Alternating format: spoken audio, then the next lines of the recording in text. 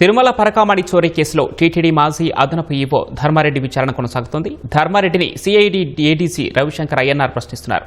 మరింత సమాచారం మా ప్రతినిధి జయప్రకాష్ ప్రత్యక్ష ప్రసారం ద్వారా అందిస్తారు.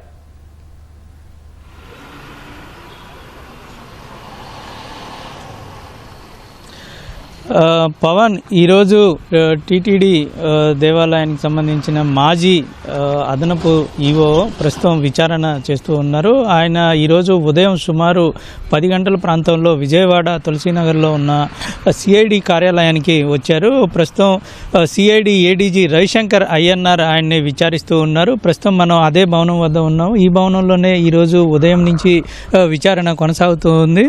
ప్రస్తుతం ఇప్పుడున్నటువంటి సమాచారం ప్రకారం సాయంత్రం 3 గంటల కల్లా విచారణ ముగిసే అవకాశాలు అయితే కనబడుతూ ఉన్నాయి. ఇప్పటికే ఈ పరకామణి చోరీ కేసుకి సంబంధించి పలువురు అధికారులను అదేవిధంగా ఈ మాజీ చైర్మన్ను కూడా విచారించిన పరిస్థితి ఉంది. వాళ్ళ నుంచి కొన్ని విషయాలు రాబట్టినటువంటి సిఐడి అధికారులు ఈరోజు ధర్మారెడ్డిని కూడా విచారణకు రావాలని, విజయవాడ కార్యాలయానికి రావాలని నోటీసులు ఇచ్చారు. ఈ నేపథ్యంలోనే ఈరోజు ఆయన విచారణకు హాజరయ్యారు. అందులో ప్రధానంగా చూసుకున్నట్లయితే ఇటీవల జరిగినటువంటి ఈ కేసులో జరిగినటువంటి ఫిర్యాదుదారుడు మరణం అనేది కొంత కీలకంగా చెప్పుకోవచ్చు. మొదటిసారి రవికుమార్ నిందితుడి పైన పరకామణిలో చోరీ చేశారు అని ఫిర్యాదు చేయటము, చోరీ చేసిన తరువాత కొంతకాలం తరువాత మళ్ళా ఆ ఫిర్యాదుదారుడే ఇటు లోక్ అదాలత్లో ఈ కేసుని రాజీ చేసుకోవటం అనేది కీలక పరిణామంగా చోటు చేసుకుంది. దీన్ని కోర్టులో పిటిషన్ వేయటం, కోర్టు ఆదేశాలతోటి మళ్ళీ ఈ కేసు సిఐడి ఏడీజీ ఆధ్వర్యంలో విచారణ జరగాలని ఆదేశించారు. విచారణ పూర్తి స్థాయిలో కొనసాగుతూ ఉంది. ఈ విచారణ జరుగుతున్న నేపథ్యంలోనే సతీష్ ఫిర్యాదుదారుడు విచారణకు హాజరు కావాల్సి ఉన్న సమయంలో ఇటు కార్యాలయానికి తిరుమలకు చేరుకుంటున్న సమయంలోనే ఆయన మరణించడం జరిగింది. ఇది ప్రాథమికంగా హత్యగా భావించినటువంటి సిఐడి అధికారులు ఇటు ఆ కేసును కూడా మరోసారి విచారణ జరుపుతూ ఉన్నారు. ఇంకొక వైపు అసలు ఈ మా లోక్ అదాలత్లో ఈ కేసుని ఉపసంహరించుకోవటానికి గల ప్రధాన కారణాలు ఏంటి, దాని వెనుకాల ఎవరెవరు ఉన్నారు, కేవలం ఏవిఎస్ఓగా ఉన్న సతీష్ కుమార్ వ్యక్తిగతంగా ఆయన ఒప్పుకొని చేశారా, లేదంటే ఆయన పైన ఉన్నటువంటి అధికారులు టీటీడీ సంబంధించినటువంటి ఉన్నత స్థాయిలో ఉన్నటువంటి వ్యక్తులు ఎవరైనా ప్రెజర్ చేశారా అనేటువంటి విషయాలు పూర్తిగా తెలియాల్సి ఉంది. ఇప్పటికే రవికుమార్కి సంబంధించి కొన్ని ఆస్తులు గుర్తించినటువంటి సిఐడి అధికారులు వాటిని స్వాధీనం చేసుకునేందుకు కూడా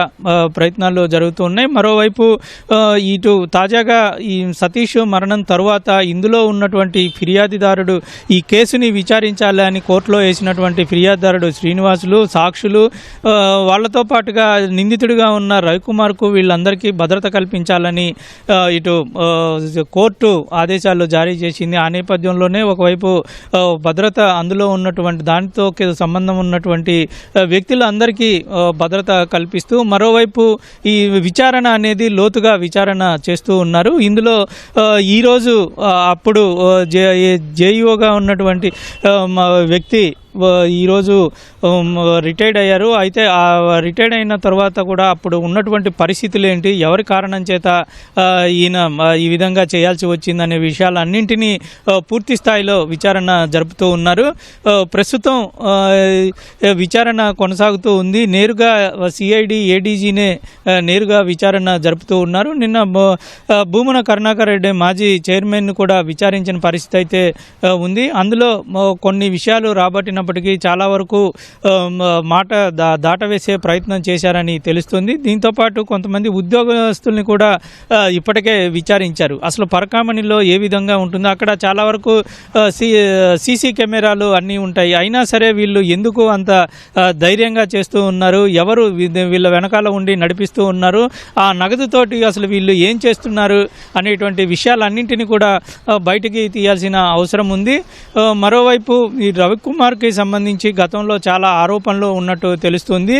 అయినా సరే ఎందుకు ఇతను పదే పదే చేస్తున్నాడు అనే విషయాలు తెలియాల్సి ఉంది.